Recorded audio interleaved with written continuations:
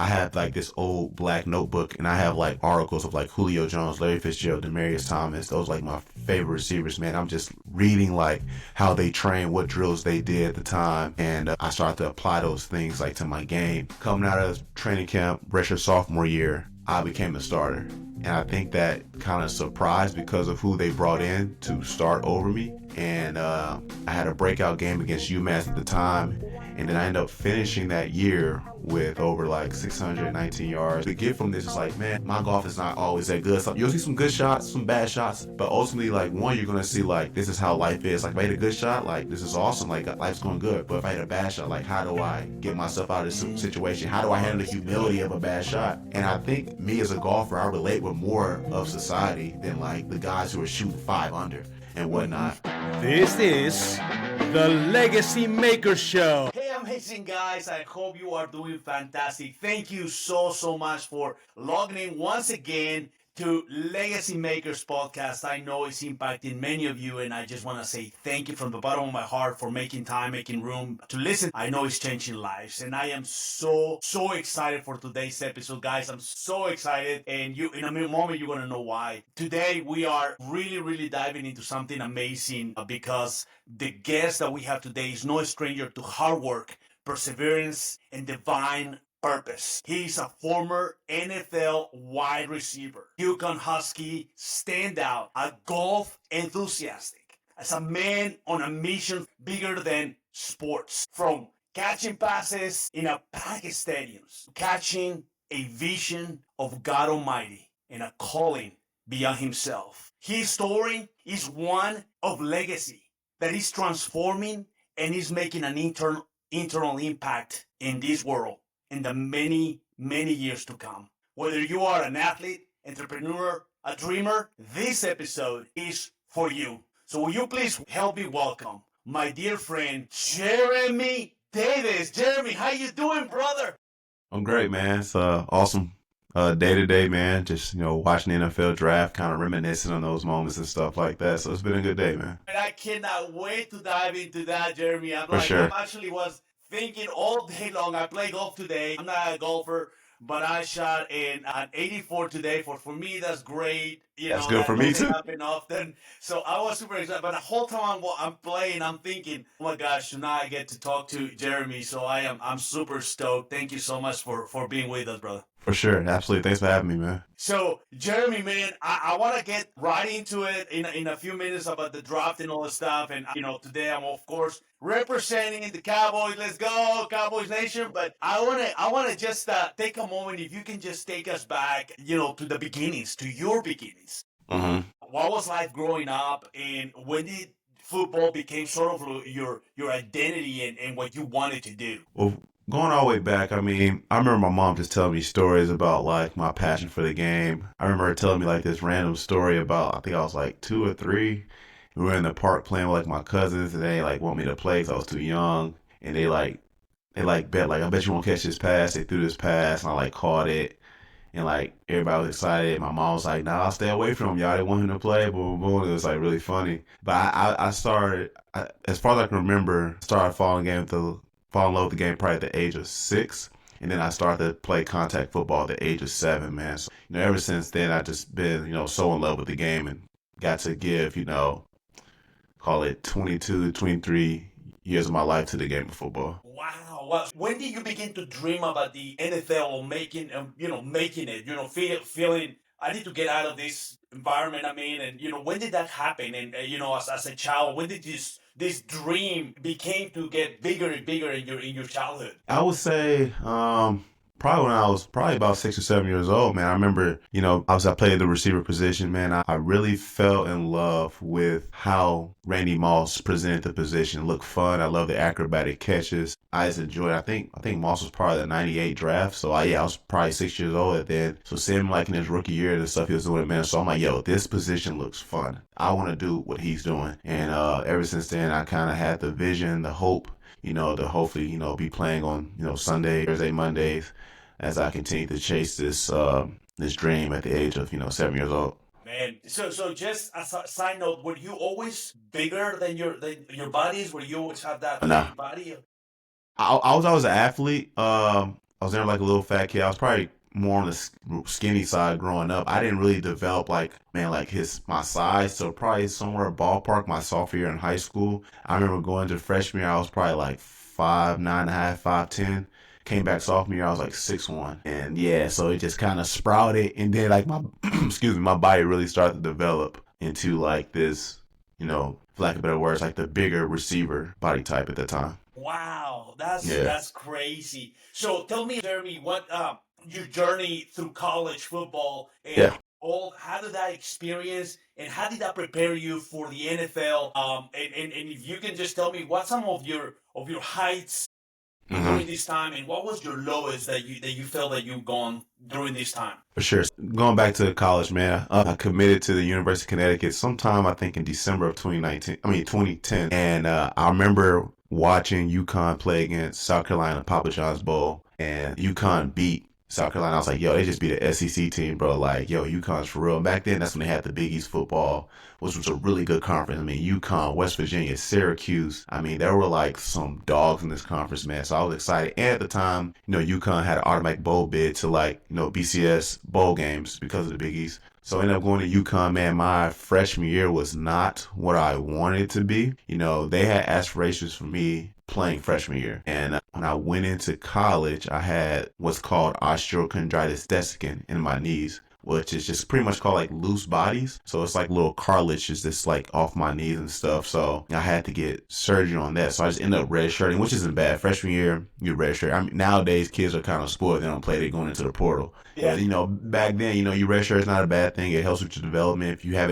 a situation like injury like mine, you get time to rehab and fix it. And, I think that was God's way of working into my life right there because maybe I wasn't ready to play freshman year. So he allowed me not to play football, which was the first time me not playing football for 10 years because I've been playing it every year. So for the first time, I'm like, yo, I'm not playing football. It's just weird due to the injury. But I was able to like enhance my IQ of the game and stuff like that and study tape. I was a huge film junkie at the time, man. But freshman year is over. Didn't really play. Redshirt freshman comes. Freshman season comes, I played sparingly. I had a pretty decent first game against, I think we played Texas Southern. Then we went to play Vanderbilt, had a few catches there. And then after that, it kind of just went silent for me. My redshirt freshman year, played some special teams, sparingly some receiver stuff. But that was my first time like getting action because I was out of football for a year because of my knee injury. And yeah, we did like training camp and spring ball. Spring ball, a little hesitant off the knee and stuff like that because I was like, oh, how am I going to perform? I had a pretty decent spring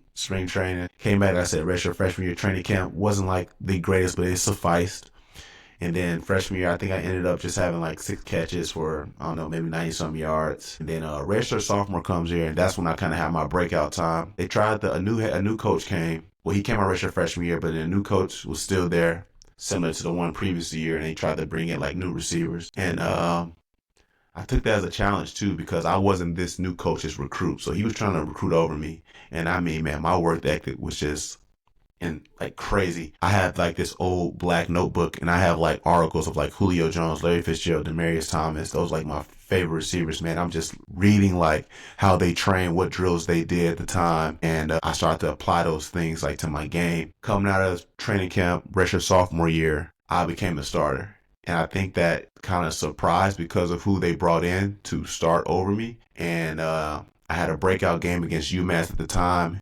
And then I ended up finishing that year with over like 619 yards and like, I think they only had maybe 3 touchdowns, maybe 1 or 2 touchdowns. I'm not sure. But it's good the year I had, but then they made me split time with the guy they brought in. So I always have this,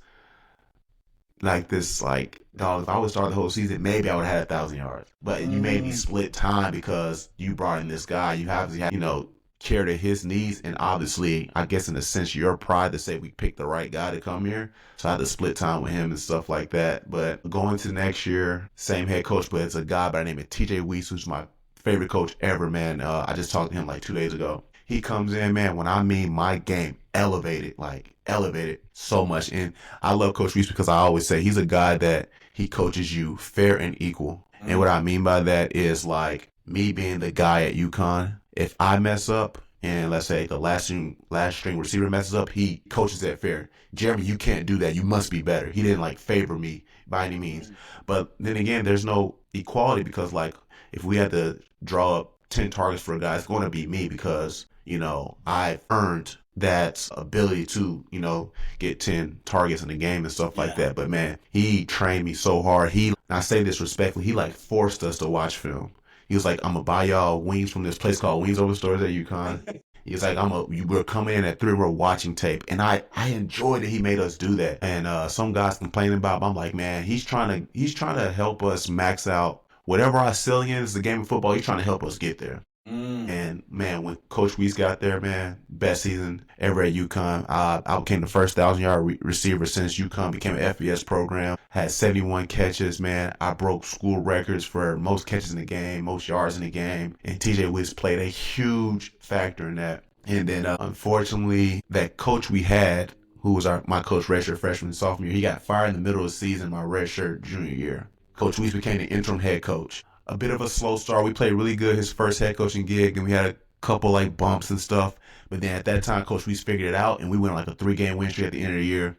And man, we are like validating him like to the AD, like keep him as a head coach. We enjoy playing with him. We want this guy here. But unfortunately, they didn't pick him. Brought in another head coach, and I started out hot that year, my redshirt senior year.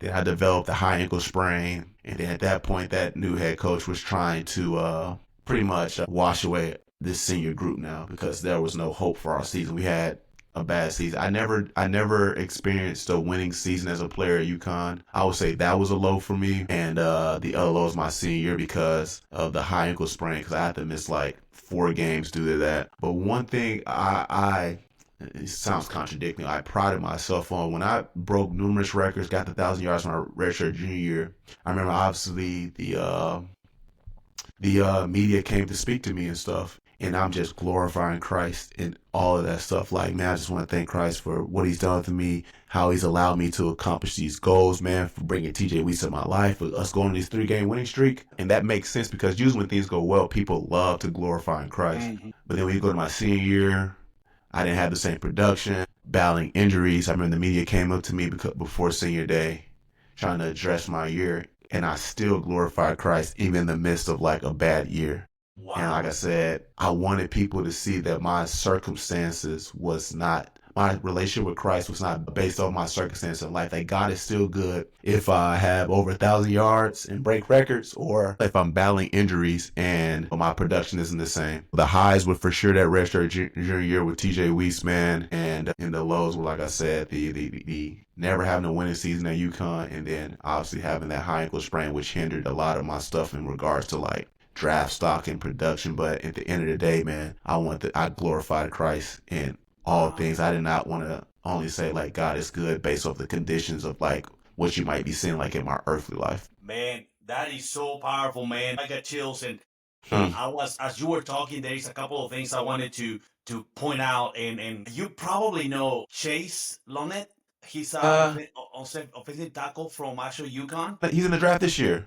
So he's the friend that was telling you about. That is awesome. I'm way older than him, but Chase was good. I know I think there was some debate about him declaring early last year. It was good that he came back, but he's a good tackle. He's a solid tackle, man. Got hurt. I mean, what you were talking about, he got hurt right before the whole combine that we're doing, and so he had to wait until a couple of weeks ago to just showcase. But yeah, through it all, I mean, I know my son-in-law has been talking to him, and they've been praying, and he's like, hey, God is in control and all that stuff. So it's pretty powerful. And the same story happened to my son in soccer, but it's crazy, man, that through it all, and that you were able to see God.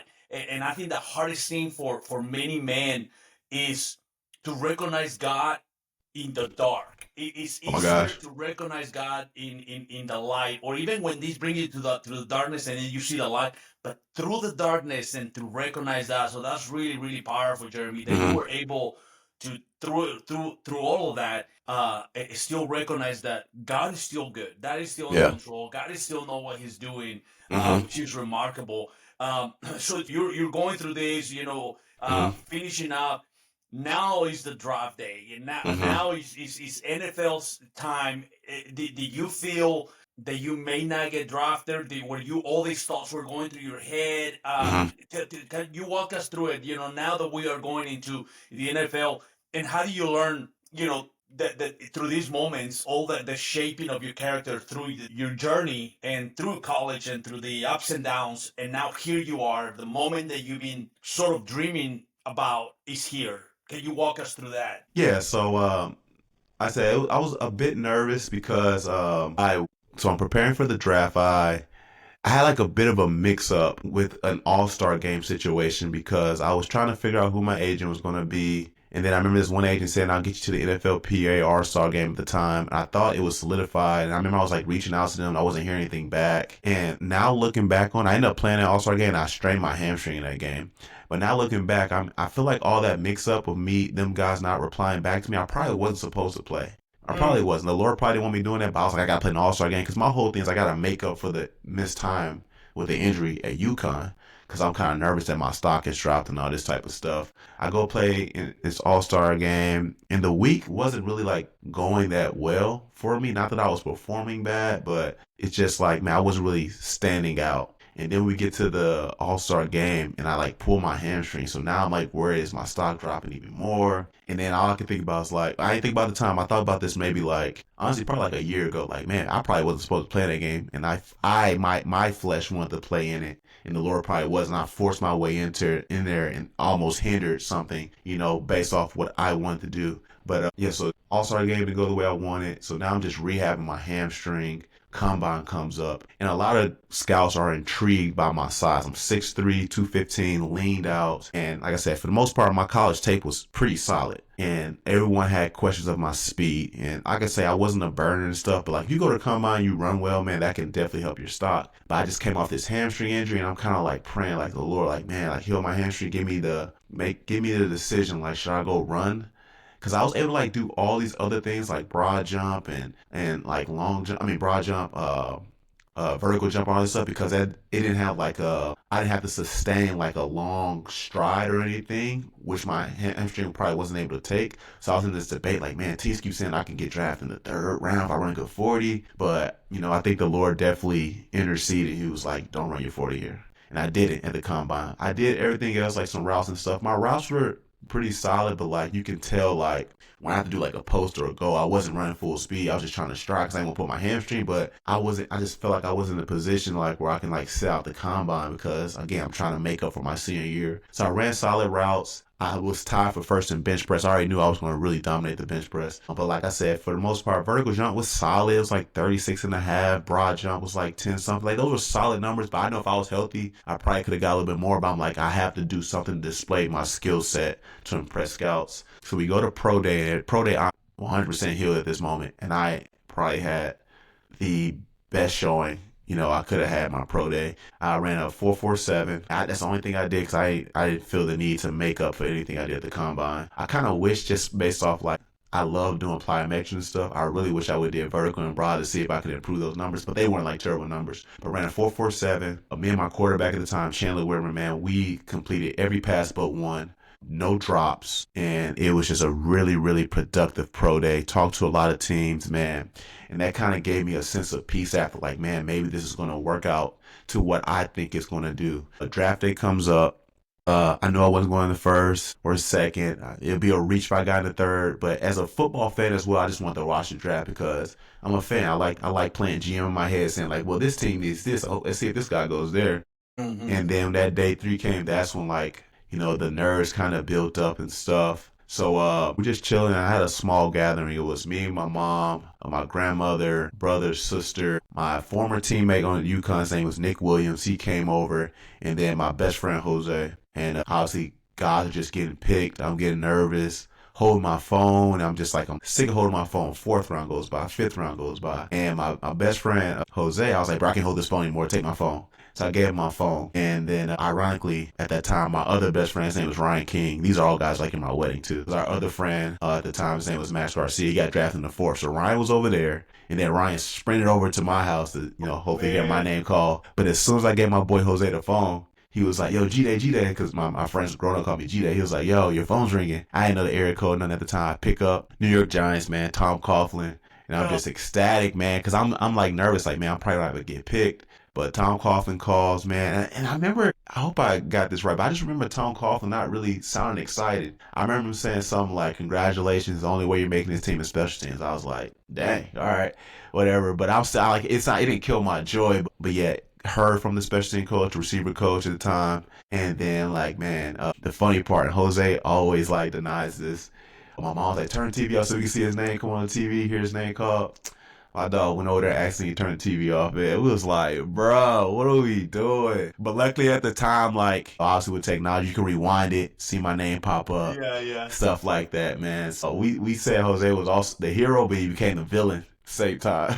I would So have yeah. Jose, get out of here. Yeah, I was like, "What you doing, dog?" But nah, we turned it back on, saw my name, we celebrated, man, and it was awesome.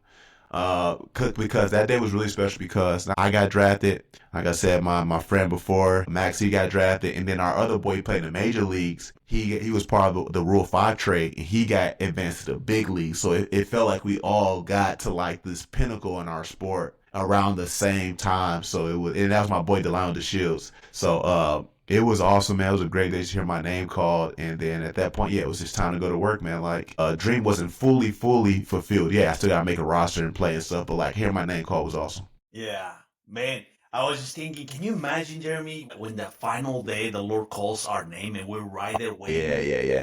and just hear the voice saying, "Geremy, welcome, you made it to Yeah, the big leagues now." So I mean, for that's sure. awesome. But man, the nerve today, watching some of those, you just start thinking. Actually, Chase is having a party today and tomorrow, and obviously Yeah. everybody's there.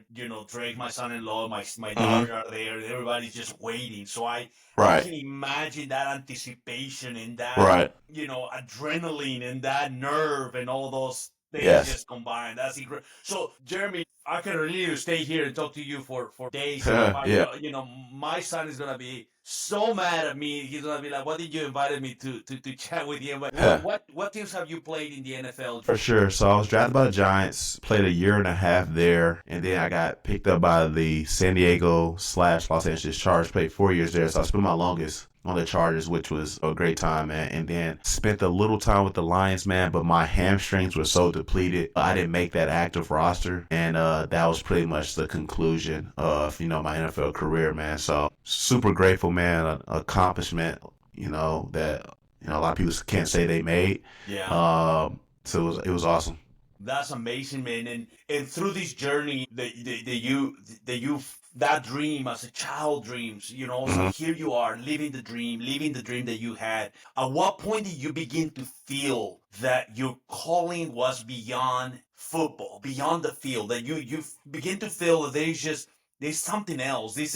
I got it, I accomplished it. It's incredible. Millions of young guys are looking to this moment, and I did it. But when did you realize, my calling is bigger than this? And how did that Yeah. happen?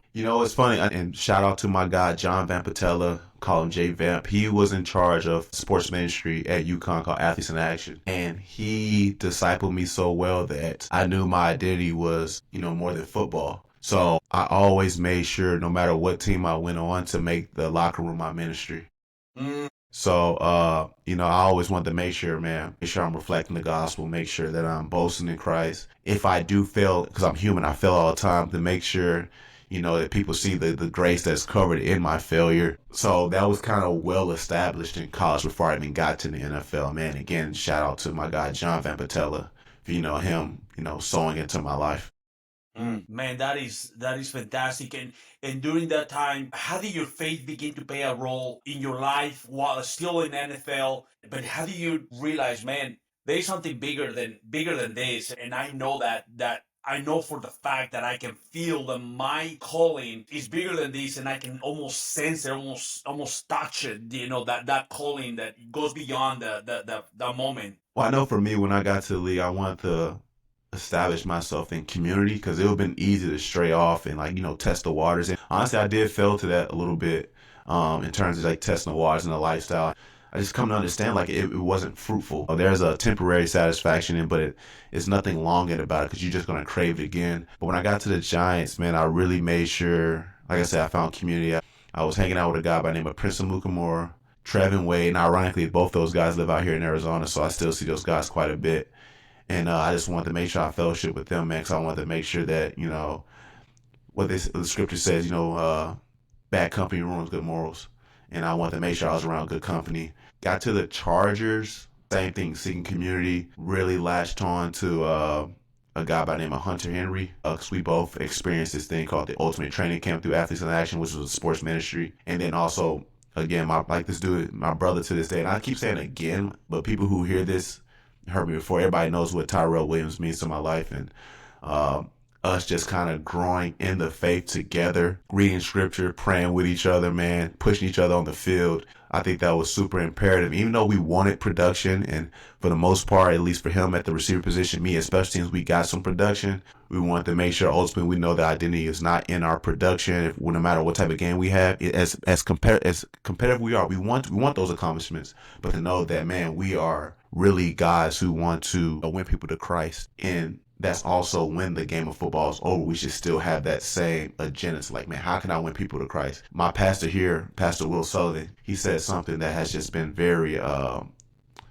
it really stuck with me, man. He said, man, we need to learn how to care about the destination of our neighbor's soul. So when I mean, like, that can be through speech, through my actions, like, we want to make sure that the gospel is being put out there to some degree. Yeah. Man, that is so awesome, and I want to zone into this moment, Geremy, because many of you who are listening today, the toughest thing is to do life alone, and I'm telling you, I don't care how strong you are, I don't care how disciplined you are not meant to do life alone. And just what Geremy said, finding community, iron sharpens iron. We heard of that, and we cannot overuse that statement. When you find a brother that can lock arms with you, there is so much more you can do. And when you feel weak, when you feel that you can't take it, when you can go to that person, that brother that can hold you up and lift you up when you feel down, super important, guys. So I beg you, find a community, find a brother, find someone that you can do life with. Because just like Geremy said, he always found, wherever he went, found that community, because he knew that essential that it was to do life with somebody like-minded that had the same desire, and to lift him up when he was down, and he was able to lift him up when he was down. So good, Geremy. That was really, really, really powerful moment. But now, Geremy, you have stepped into a complete new mission field. For You sure. basically have taken all your gifts and talents, and now you are in YouTube, faith, golf, mentorship. What is the vision behind all of that you're building now? And can you tell us a little bit of how did that came about to be what you're doing these days? Absolutely, man. So, obviously I play football, man, and we occur a lot of injuries, a lot of stuff that carries with us for the rest of our lives, man. And, I'm still competitive by nature. So, like, me going out and playing basketball, it like hurts my knees, or like if I want to go play flag football, like my joints and stuff just won't allow me to do it. So still having this competitive heart, it's like, man, what can I compete in that has low impact but has longevity? It's the game of golf. So I dabbled in it a little bit with my boy. His name was Jake Hardy. I dabbled in it a little bit probably sometime in like 2019, sparingly, never really took it seriously. And then I remember during COVID year, I picked it up a little bit more because that was the only like isolation sport we can play. And then after that was over, I didn't say this part. So after I left Detroit, I ended up signing with a CFL team, because in my head I'm like, dog, I have to see the fruits of my hard work come and to life at some point. And then I pulled my hamstring right before cut day there, and then that's when I concluded, like, man, the Lord doesn't want me playing anymore. So I had to find contentment in that. I was done. So when I came back, I moved to Arizona, and then that's what I was like, man, let me like try this golf thing more. So I started grinding, playing golf, and just trying to self-teach myself. I'm starting to watch more like real golf, PGA, Korn Ferry, LPGA, all this type of stuff. And I come across, obviously some, YouTube golfers. You see some entertaining channels like Bob Does Sports, Good, Busted Jack, a Foreplay Pod. And I'm like, yo, these is kind of fun. These are entertaining. But one thing I realized as I was watching is like, man, I don't see any black people doing long form content in golf on YouTube. You see some short stuff on like IG and stuff like that, and those guys doing a great job. But I saw there was no black people doing long form content, and I was like, yo, there's no Christ centric presence in here. Mm. Yeah, so as I'm driving down the 101 in Arizona, that's when the Lord like put on my heart golf and gospel. And the premise of it is it gives me the heart to still compete because I bring guests on. It's like, all right, for 9 holes, we compete like heads up. So I still get that like fact of like, oh, this is my game day. I want to beat this person. But, you know, we get to like share stories, man. There's entertainment. Like, I always want to tell people this, like, it's not, you hear gospel and yeah, we're sharing the gospel concerning Jesus Christ, but it's not like spiritually exhausting. We're like preaching for the whole 45-minute video because you can get spiritually exhausted from that. And I understand that. Yeah. But like we tell a bunch of stories, man, like, I always reference like Ted Scott, who's obviously one of the more predominant tour caddies on the PGA Tour, caddying for Scotty, caddy for Bubba, guys has 4 Masters. Man, Ted went on there and talked about like his career pursuing, you know, wanting to become a professional golfer at one point, why he chose caddying, why him and Bubba broke up, wanted to be done caddying, getting a phone call from Scotty, and why he went back into caddy. He talked about some of the best shots he saw on tour, and you're hearing stories like that. And then we get into like sharing the gospel, like why your identity is not in your golf score, or why is it important for people to come to know Jesus. And the thing I want people to get from this is like, man, my golf is not always that good. So you'll see some good shots, some bad shots, but ultimately, like, one, you're gonna see like this is how life is. Like if I hit a good shot, like this is awesome, like life's going good. But if I hit a bad shot, like how do I get myself out of this situation? How do I handle the humility of a bad shot? And I think me as a golfer, I relate with more of society than like the guys who are shooting 5 under and whatnot. But I'll also say I want people to watch my channel when they turn off, they're like, man, I learned something. Because again, those other channels, and respect them, they're doing a great job. But like they're entertaining, but you turn off and it's like that was it. I want people like, dang, I just learned how to like cope with anxiety. Or I just learned how to like, I just learned this amazing story by my boy Derek Bolin. He talked about like his fight with leukemia, man. Like encouraging stories like that. I want you to be able to close your laptop or your phone and be like, I learned something. And I also have this feeling. I want you guys who are watching to feel like you're part of the threesome or the foursome that's like in the cart with us, because those are natural conversations you have when you golf. If me and you were to go golf together, we'll ask like, where you from, what do you do for work? Like those are natural conversations. You don't really see guys like me for the first time like, hey, let's chug 18 beers, or like let's try to see how many burgers we can eat and stuff. And like I respectfully say no shade to that, but like I don't want to promote those things. I want guys to feel like, okay, like I just got in this cart with, you know, with Jeremy and Roger, and like you're just playing golf with us and you're hearing these natural conversations, you're learning about the guests, and you're seeing hopefully a competitor around a golf at that point. And again, like when you turn this episode off, you're like, man, I learned a lot. So that was my heart about it. And ultimately, like I said, the golf is, and I get really excited talking about this because I'm super passionate about it, but ultimately, like I said, the golf might be up and down, but like the gospel's the same every time, man. And I hope that's ultimately people come to either ask questions about Jesus or come to surrender their life to him. And yeah, that's my heart behind it, man. Bro, that is so awesome. I love it. I love it. I Nice. think it's absolutely God shone his light over you as you were driving. And this is, I fully 100% a gift from God, because you're right. I mean, man, we just never quit being, you know, I'm 52 or 53, some in that neighborhood. I tend to forget after my 50.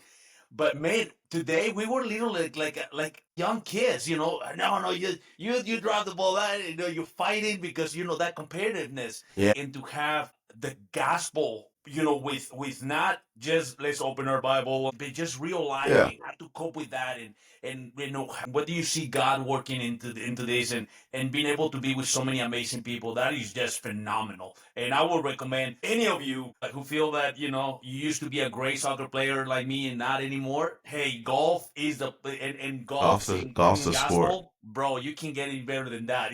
But one of the things you say, Jeremy, as you were just on this segment, you were talking about some of these folks that, you know, they found their identity in sports and stuff. What message can you give or can you bring to athletes, young athletes, and athletes that are wrestling with their identity after the game ends? After that's that moment to where you know it's time to close the chapter, and they struggle with what do I do? So what is the word that you want to give to some of those athletes that are wrestling with that idea? Where do I go from here? Well, I would say one, I want people to come to understand that Jesus loves you unconditionally. And I say that because in a world we lived in, people loving us is based off condition. People would love me in football if I scored a touchdown.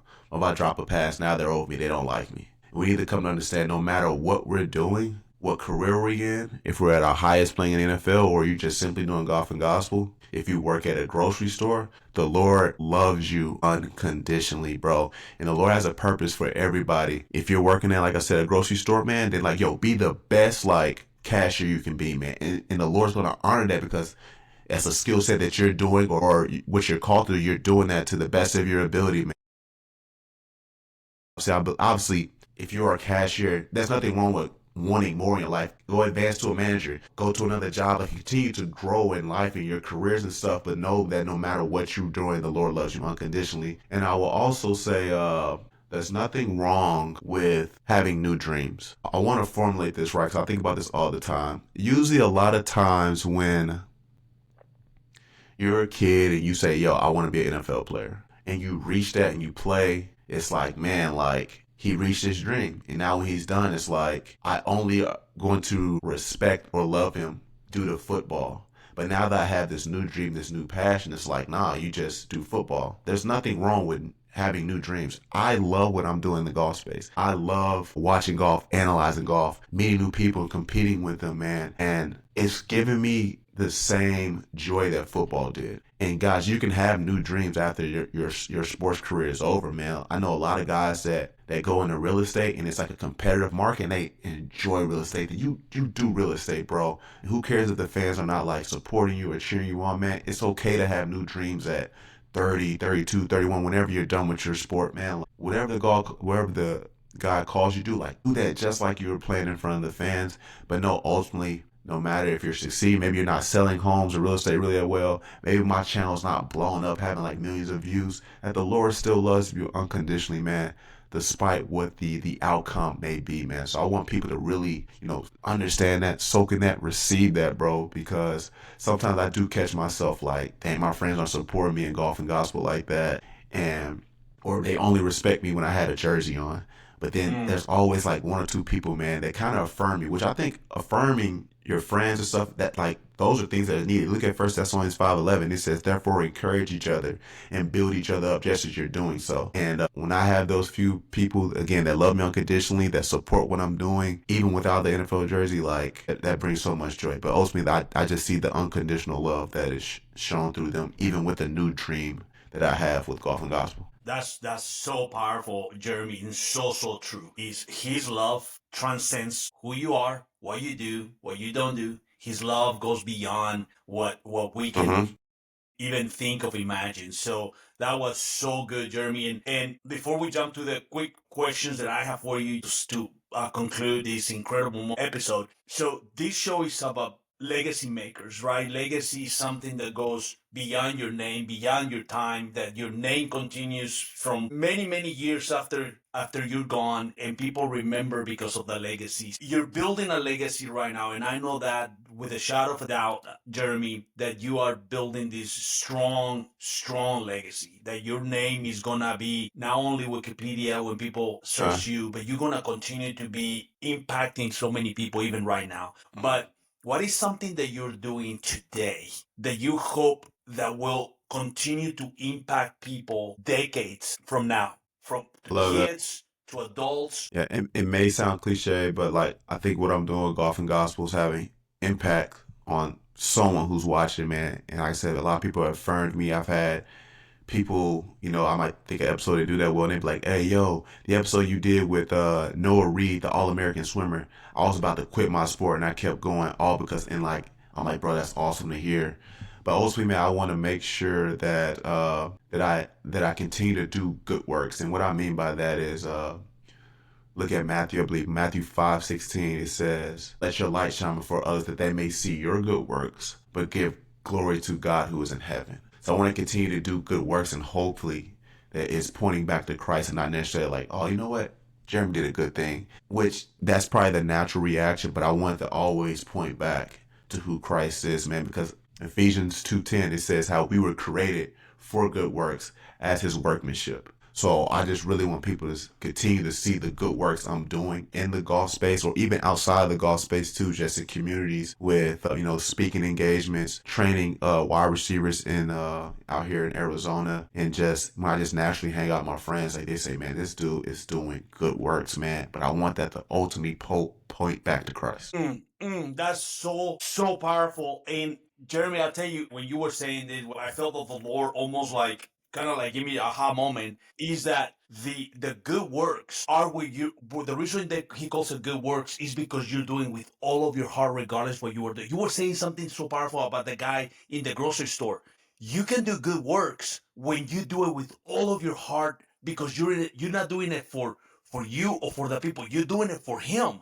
So if you're going to do that for him, for the King of Kings and Lord of Lords, you're going to do the very best you can. And that's the good works that you're talking about, Geremy, because when you're doing the good works, and the reason you are reaching so many people is because your heart is to glorify him. Yeah. And you're doing the good works because you're doing it. The reason it's good is because you're doing it for him and not for your own glory. So I believe that is, if I can just, the whole episode can zoom into right now, this is the moment. I really feel this is the moment, because the good works is when you do it with all of your heart to him, whatever you are doing. So that was legit amazing. Thank you, Geremy. Thank you. That was so good. I want to ask you some quick questions. Please. Quick answers. Whatever comes to mind. Let's go. Favorite scripture right now? I'm going to say Galatians 6:9. Do not grow weary of doing good. In due season you will reap if you do not give up. Let's go. Quote you live by. It's funny because it's still just going to be scripture. So Colossians 3:23 says, whatever you do, work wholeheartedly as for the Lord and not for man. I love that. The biggest myth about success. Biggest myth? It's not longing. It's not as fulfilling as a relationship with Christ. It's really good. Your dream golf course to play. Oh my gosh. See, I'm a golf head. Too many just rushed in my head, bro. I guess I'm tripping, man. St. Andrews will be awesome to play. I don't know how I do playing in Zoysia, like that grass, but I would love to go out there and play, yeah. That's awesome. One thing you pray for every single day. Pray for every single day. Again, just a bunch of stuff is rushing to my head. I'll say this. So when I lead a Bible group, I always say, man, like, what's something we can pray for ourselves as well as someone else? Because I don't want us to be so selfish and always just asking. But currently for myself, I just pray that Golf and Gospel reaches the heights it's supposed to reach. I do pray for that all the time. And also, I just pray, again, that people that we encounter, that we plant some sort of seed that in hopes resembles Christ. So, because I'm either going to be in the position where I plant the seed, someone else is going to water it, or again, a seed that's been planted, I'm going to be the one to water it. So I always want to make sure I'm in position. So I just hope other people just essentially just come to know Christ. Man, that's not even selfish at all. You say this is more about me, but no, it's about somebody. That's really good, because that is thinking about utilizing what God is giving you, not to glorify you, but to exalt others, and that they will be able to find their own potential. And that is really, really beautiful. Thank you, Geremy. Thank you for this time. Thank you for your heart. Thank you for building the kingdom and for impacting not only this generation, but the generations to come. And I believe that the impact that you're making is going to transcend, and is going to go beyond this moment. Is going to continue to go and reach the world. So I will pray with you. I'll be praying for you, for your ministry. Thank you so much. To impact others. And for all of you, I just want to remind you this. Geremy isn't just leaving a legacy. He's not leaving something behind. He's actually living and creating one right now. Yes. From the NFL to influence souls, to every swing that he makes, every video that he makes, every conversation, he's showing you and I that our calling is more than our career. Yeah. Legacy is not just about what we leave behind. It's about what we lift up while we're still here. It is in this episode that we hope that you are inspired to, whatever you're doing, do it with all of your heart, with all of your mind, because you are creating a legacy. Thank you so much for watching. Geremy, again, Thank you so much, my brother. May the Lord bless you and keep you. May the Lord shine his face upon you. May the Lord lift up his countenance and continue to give you his perfect shalom peace. Guys, Thank until you. next time, signing off. God bless you. Share with somebody. Let somebody know about this podcast right now. Okay, Absolutely. y'all.